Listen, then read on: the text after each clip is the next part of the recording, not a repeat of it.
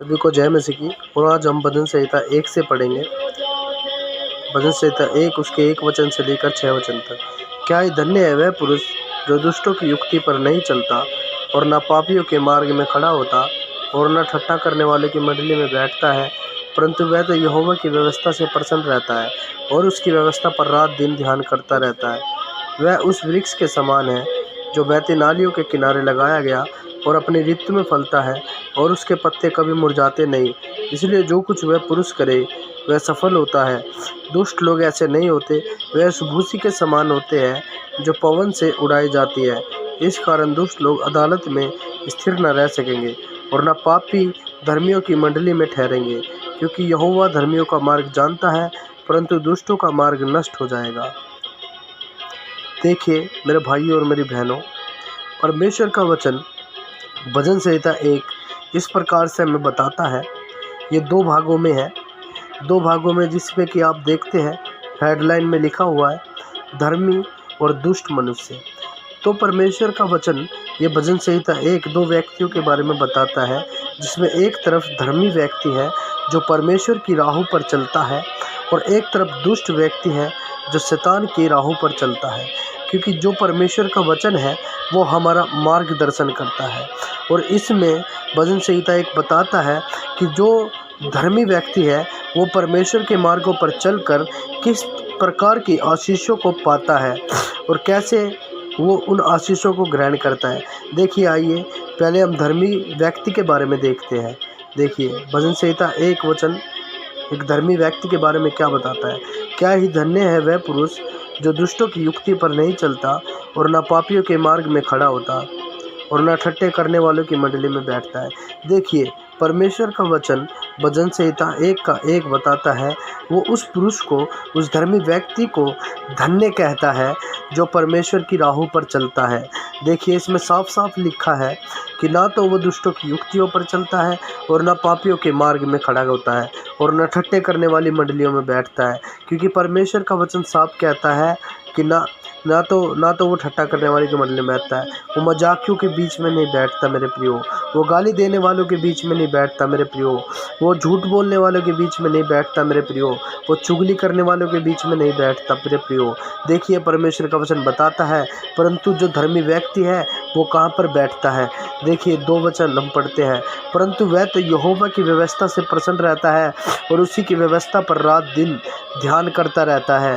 देखिए मेरे प्रियो, धर्मी व्यक्ति की चाल, धर्मी व्यक्ति का रास्ता ये है कि वो ना तो चुगली में, गाली देने वालों में, ठट्ठा करने वालों में नहीं बैठता, परंतु वह तो परमेश्वर के वचन को पढ़ता है, वो उसकी हजूरी में बैठता है।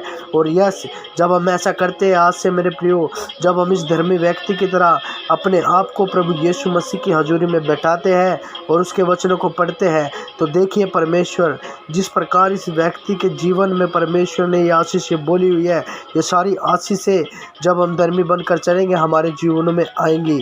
देखिए क्या लिखा है भजन संहिता 3:1 और उसके 3 वचन में, वह उस वृक्ष के समान है जो बहती नालियों के किनारे लगाया गया और अपनी ऋतु में फलता है और जिसके पत्ते कभी मुरझाते नहीं हैं।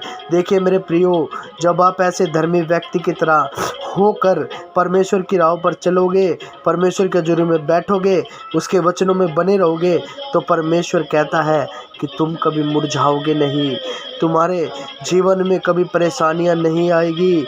और ये जो मुरझाना है ये वो वही परेशानियां हैं, ये बीमारियां हैं जो मुरझाना लिखा हुआ है। और हमारे पत्ते कभी मुरझाएंगे नहीं जब हम एक धर्मी व्यक्ति की तरह दृढ़ होकर परमेश्वर की राह पर चलेंगे। और देखिए परमेश्वर का वचन आगे ही बताता है, इसलिए जो कुछ वह पुरुष करे वह सफल होता है। किस पुरुष के बारे में परमेश्वर का वचन ये कहता है कि उसका हर एक काम सफल होता है। ये मेरे प्रियो धर्मी व्यक्ति के लिए परमेश्वर का वचन कहता है कि जो भी काम वो करेगा वो सफल होगा। हालेलुया, हालेलुया यीशु। और देखिए आगे हम पढ़ते हैं, जब आप परमेश्वर की राह से हटकर दुष्ट की राहों पर चलते हो, शैतान की राहों पर चलते हो, देखिए परमेश्वर का वचन उसके बारे में क्या कहता है। दुष्ट लोग ऐसे नहीं होते, वह उस भूसी के समान होते हैं जो पवन से उड़ाई जाती है इस कारण दुष्ट लोग अदालत में स्थिर न रह सकेंगे। और देखिए मेरे प्रियो, परमेश्वर का वचन साफ कहता है कि जो दुष्ट लोग हैं, जो परमेश्वर की राह से हटकर दुष्ट हो जाते हैं और शैतान की राह पर चलते हैं, वे दुष्ट लोग ऐसे नहीं होते, वो इस तरीके की आशीष नहीं पाते। वे उस भूसी के समान होते हैं जो पवन से उड़ाई जाती है। देखिए मेरे प्रियो, आप देखते हैं उस धूल को, उस भूसी को जो पवन से उड़ाई जाती है। इस कारण दुष्ट लोग अदालत में स्थिर न रह सकेंगे। देखिए मेरे प्रियो, दुष्ट लोग कहीं पर भी स्थिर न रह सकेंगे। ओ हालेलुया।